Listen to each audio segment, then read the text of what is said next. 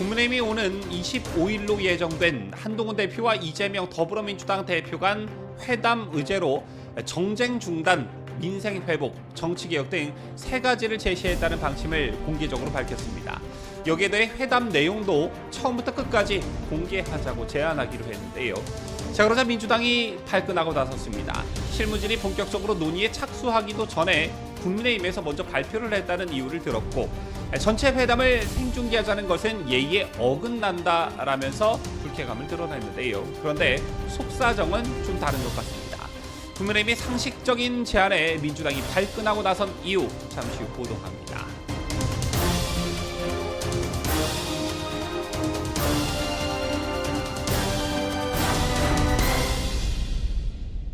시청자 여러분 안녕하십니까? 뉴스데일리 베스트 민앵커입니다. 자, 오는 25일 여야 당대표 회담에 합의한 한동훈 국민의힘 대표 측이 새로운 조건을 내세웠습니다. 이재명과의 만남에 너무 쉽게 허락을 했고 때문에 한동훈 대표가 이재명에게 끌려다닌다는 인상을 주는 것은 아닌가, 이런 우려가 있었지만, 자, 오늘 새로운 제안을 하면서 이재명의 영린을 건드렸다, 이런 평가가 나오고 있는데요. 자, 우선 한동훈 대표 측이 내세운 회담 의제는 총 세 가지였습니다. 자, 우선 첫째, 정쟁 중단, 둘째, 민생 회복, 그리고 셋째가 정치 개혁이었습니다. 그리고 여기 한 가지를 더해 회담 내용도 처음부터 끝까지 공개하자고 제안했습니다.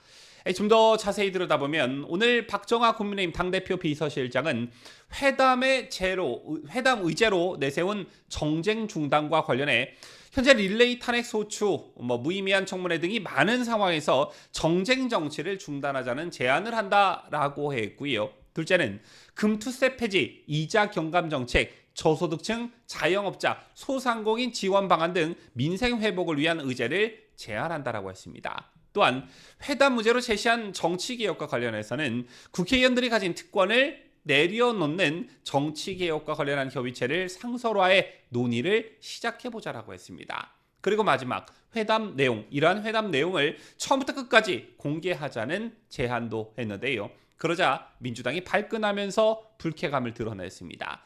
제추 양당 비서실장을 오늘 오후에 만나 양당 대표 회담을 위한 협의에 돌입할 예정이었습니다. 하지만 실무진이 본격적으로 논의에 착수하기도 전에 박 비서실장이 언론에 제안 내용을 공개하면서 여야 간 만남은 오는 21일로 연기됐는데요.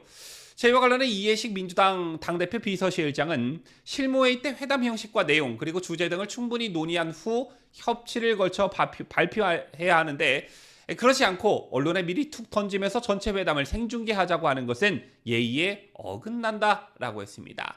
그러면서 결국 한동훈 대표께서 여야 회담을 하나의 정치적 이벤트 정도로 생각하는 것 아니냐는 불쾌한 생각이 든다라며 전화를 걸어 박 비서실장에게 지적했고 본인도 인정했다. 박 비서실장의 유감 표명이 필요하다고 비판했습니다. 개인적으로 저는 이재명과 민주당이 한방 크게 먹었다, 이렇게 보는데요. 왜냐하면 한동훈 대표 측에서 제시한 의제들을 보면 하나도 빠짐없이 이재명에게 치명타가 될 수 있는 그런 내용이기 때문입니다. 하나하나 살펴보도록 하죠.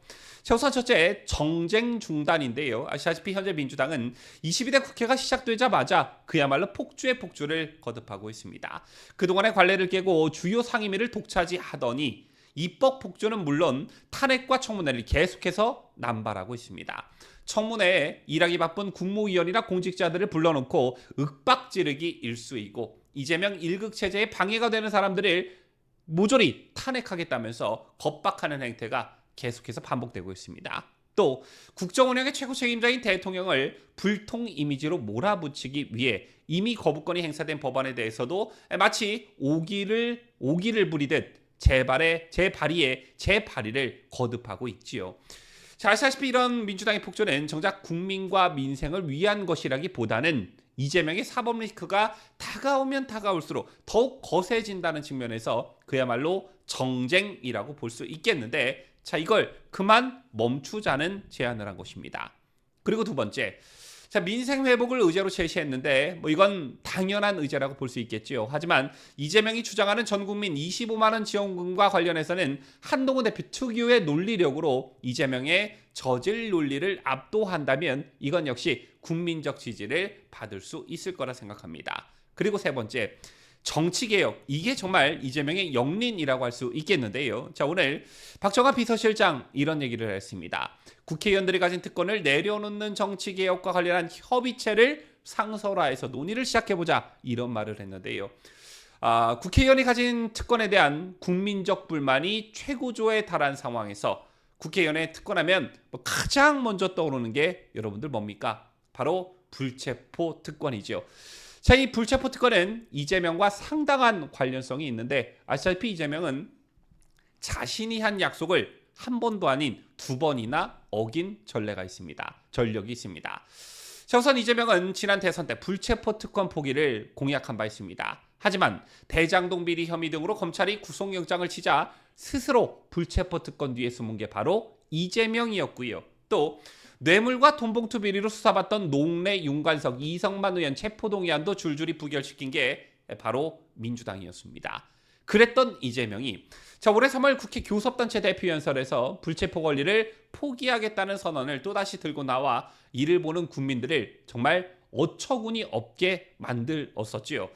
자, 그 이후 민주당은 김은경 혁신위로부터 불체포 특권 포기를 요구받았지만 의원총회 안건으로 올리지 않고 질질질 끌면서 사실상 이를 뭉갰습니다.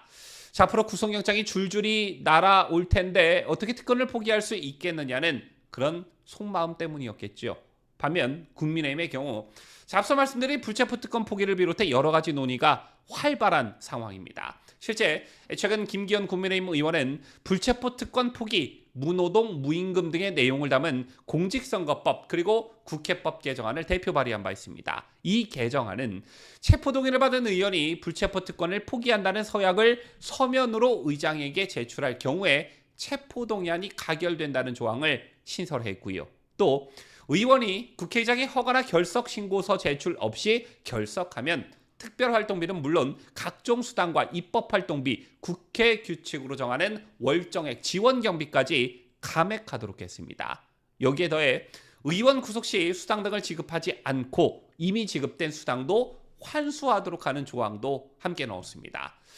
이 밖에 임종득 국민의힘 의원은 의원 체포동의안을 기명투표로 표결하도록 하는 내용의 국회법 개정안을 발의했다고 밝혔는데 기명투표로 전환해 의원들의 책임성을 높이겠다라는 것입니다. 또한 한동훈 국민의힘 대표는 금고형 이상 확정 시 세비 반납과 불체포 특권 포기 추진을 약속하기도 했지요. 그런데 이 당연하고도 상식적인 것들이 죄가 많은 이재명에게는 모두 버거운 것으로 과연 이런 한동훈 대표의 제안을 받아들일 수 있겠느냐라는 것입니다. 그리고 마지막, 회동 전체를 오픈하자, 공개하자라는 제안도 이재명의 영린을 건드린 것인데 지난 윤석열 대통령과의 영수회담 과정에서도 밖으로 새서는 안 되는 얘기들이 우후죽순으로 새어나왔죠. 이런 것을 처음부터 끝까지 차단하겠다는 의도와 토론 같은 것에는 이재명을 압도할 수 있다는 자신감에서 비롯된 제안으로 보여지는데 이걸 이재명이 과연 받을 수 있겠냐라는 것입니다. 이런저런 핑계를 대면서 회담 자체를 취소할 가능성도 있어 보이는데 일단 회담 추진 과정에서 한동훈 대표가 한층 더 유리한 고지를 선점한 게 아닌가 이런 생각이 드는 소식이었습니다. 지금까지 저는 자유대한민국을 수호하는 뉴스데일리 베스트 민앵커였습니다.